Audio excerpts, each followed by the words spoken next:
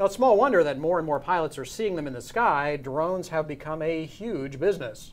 The Consumer Electronics Association says that this year, 700,000 drones will be sold in the United States alone, and that spells crowded skies and a growing risk. But there are ways to fix that. As Jim Moore learned at the International Drone Conference and Exhibition in Las Vegas, smartphones and educated operators will both play a critical role keeping drones safely separated from the rest of us. They're calling 2015 the year of the drone and calling this the largest drone convention in the world to date. An industry has sprung to life seemingly overnight, and most of it is represented here. You can find everything you need to get up and running and legal with a drone photography business of your own. Many AOPA members have done just that already, and like the rest of us, they're worried that it's only a matter of time before one of these tiny aircraft causes an accident that will have terrible consequences for everybody. Drones that are actually flying here are safely tucked away in cages like the one behind me. But what about their free-range cousins? How do we keep them separated from manned aircraft and prevent a tragedy?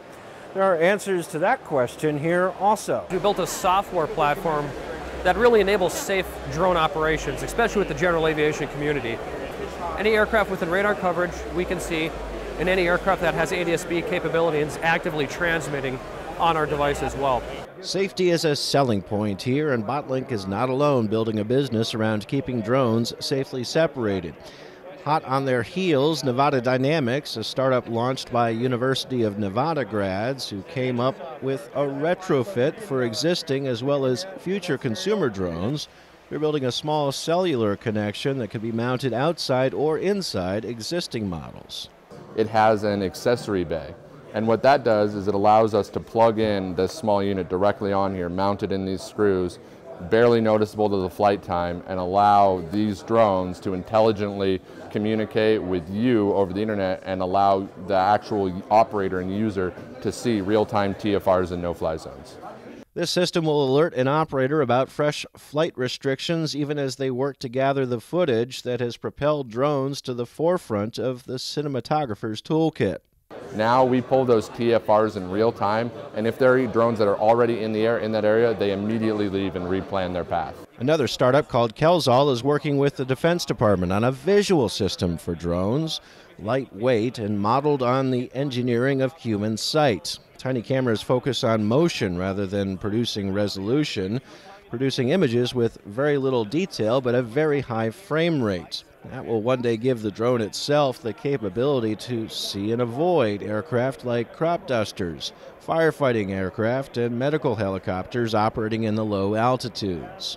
That will mark a major advance on the current state-of-the-art, with market leaders now relying on advanced programming and operator education. For example, DJI has implemented no-fly zones around airports.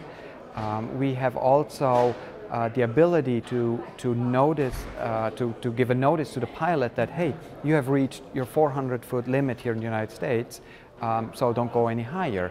The major drone manufacturers have so far resisted harder limits on where and how high their devices can fly until the technology matures a bit, giving ATC the ability to control drones through cellular networks in case of conflict may be the stopgap that keeps everyone safely separated. Reporting from Interdrone 2015 in Las Vegas, I'm Jim Moore, AOPA Live.